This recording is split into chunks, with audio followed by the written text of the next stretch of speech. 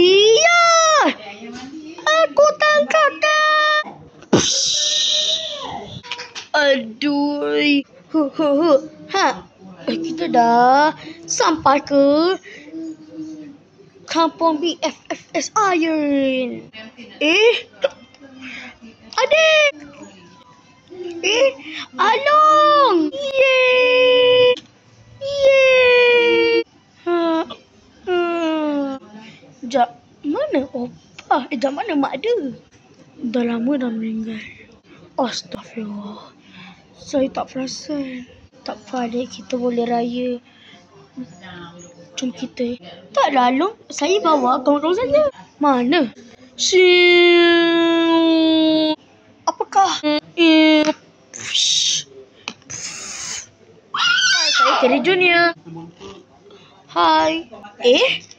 Ciki. Saya budak putih. Ini anime ke kawan? Ini adalah kita boleh raya. Nampaknya macam tu lah. Alah, sedihnya. Aha. Okey. Hello. Weh bro, datang ke sini. Kita akan berada di rumah Iron. Okey, Roger. No. Saya budak anakku. Be, datang be. Ting. Mantap be. Mantaplah. Aja kami. Siap. Hello anakku, kawan-kawan. Boleh juga kawan dia ni. Tak apalah. Biasalah macam ni. Ini baru raya.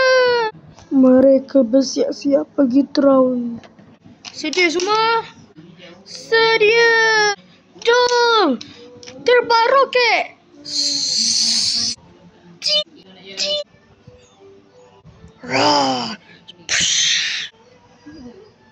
You right. Mak dia, kami akan datang kubur Mak dia hari Isnin. Sampai surau. Bismillahirrahmanirrahim. Al-Fatihah. Bismillahirrahmanirrahim. Amin. Lepas solat tarawih, Bapa, aku naik kereta rahsia aku dulu. Jangan aku. Baik.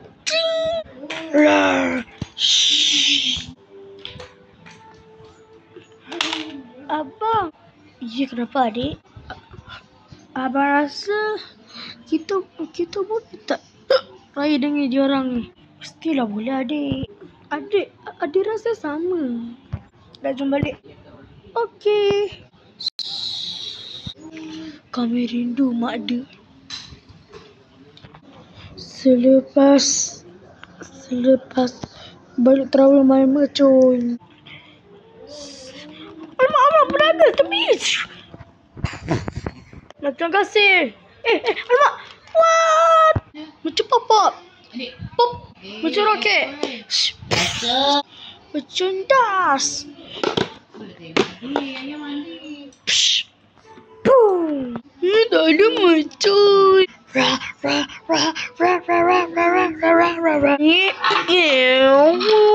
Sambung besok.